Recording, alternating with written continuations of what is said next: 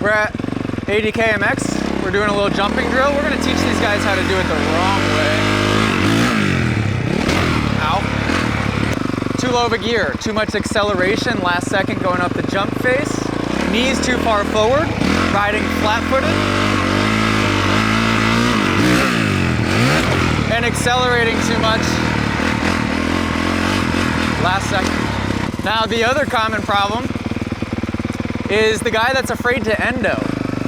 So the guy that's afraid to endo leans too far back up the jump face, and then what does it cause?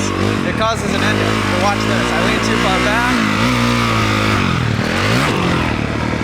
and then you're the guy that's doing a front flip. All right, now we'll do the right way of doing it. So this is gonna be shifting up into second gear, and I'm gonna show them a progression right from the beginning. So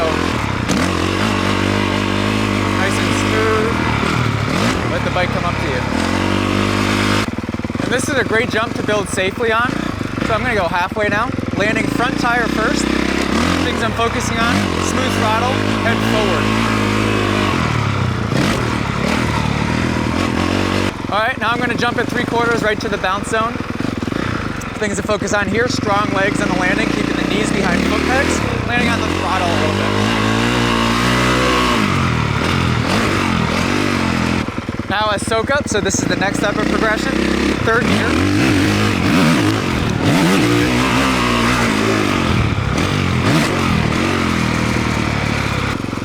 Now this is a scrub. Nothing fancy because it's a small jump. Little movement on the top of the jump face.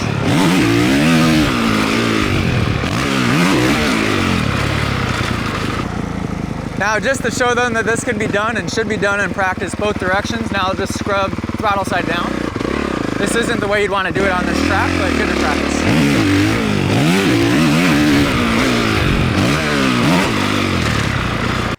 All right, so he probably walked through all this. We had the wrong ways of doing it. Maybe some of those look familiar, right?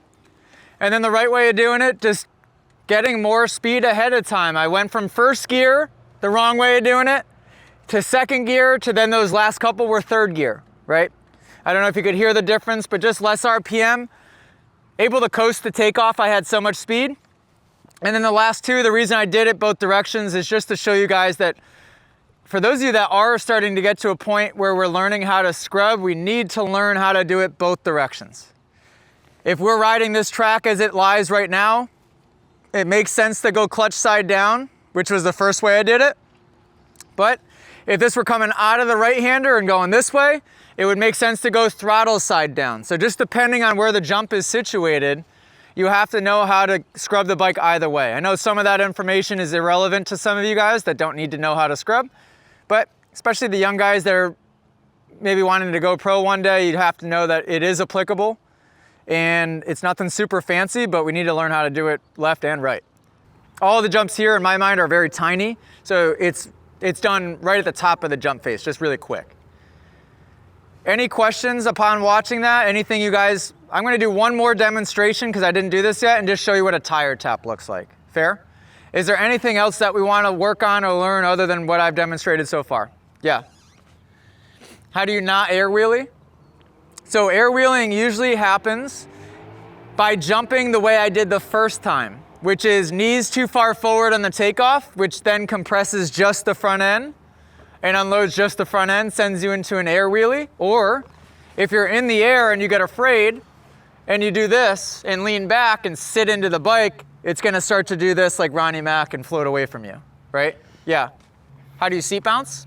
Good question. So I could demonstrate that as well. Seat bounce is the same thing as a preload. So you're, instead of trying to soak up the bike, you're going down with it and then trying to maximize the compression and rebound of that suspension. So the easy thing about a seat bounce is you just sit dead center.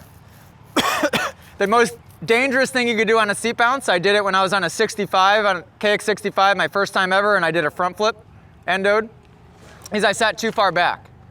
If you sit too far back, you're gonna compress too much and then fling yourself and catapult yourself over the front. But if you just sit right in the center, you'll be able to naturally compress and load yourself right into a standing position. So I could show you what that looks like.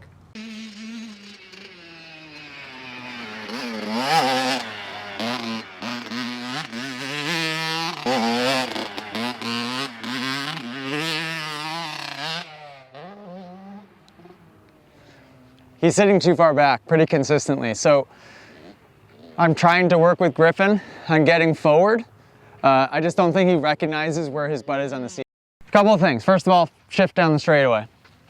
Second of all, we gotta get your butt further forward. You're sitting really far back, and what you're having to do to compensate is get your head too far forward, and we're getting a little squirrely with it. So, and we keep trying it. I just don't think you know where you're sitting. Okay. So what we're gonna do, Coach James. All right, so we're gonna use corner coach. Oh my God. These things are super useful. First of all, don't over tighten your seat bolt.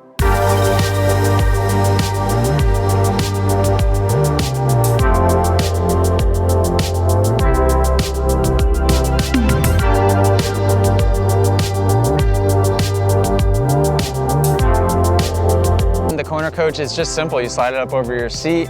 A lot of riders I find sit a little too far back and they can't quite figure out where that sweet spot is. So as long as you place this in the right spot, I always say you want to be about 1 hand width from the front of the seat. So we got Griffin situated on the bike, 1 hand width from the front, slid the corner coach up, cinched it down in place. Now when he goes to make the transition, he'll be able to feel that right behind his butt. And all it's going to take is probably 5-10 times, get that muscle memory, and then we can pull it off.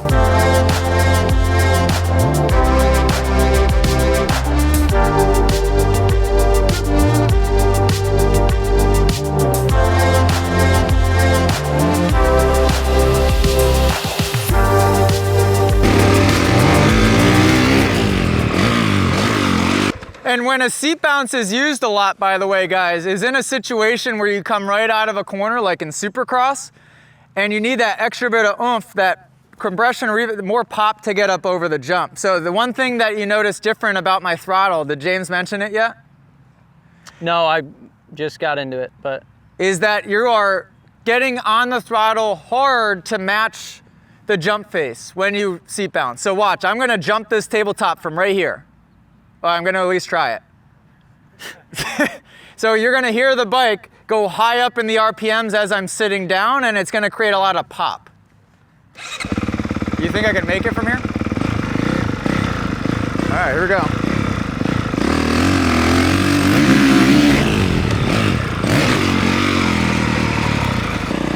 To answer your question, so when he gets airborne, the bike is eventually gonna fall out from underneath him. He needs to land in the standing position, so he's allowing the bike to separate from that position. He's not staying in the seat when he lands. He's got to get back to the standing position for when he lands. Yep, and what's nice about the seat bounce technique is it naturally puts you in the standing position once you take off, right? So I combined both in that one. I did a brake tap and a seat bounce, so everybody catch the brake tap as well. Hitting the jump from there, didn't think I was gonna make it, by the way, and I did. It is not possible unless you use the seat bounce technique. So it's necessary to learn at a certain point, but for some of you, especially that are not experienced with jumping, do not worry about that yet, right?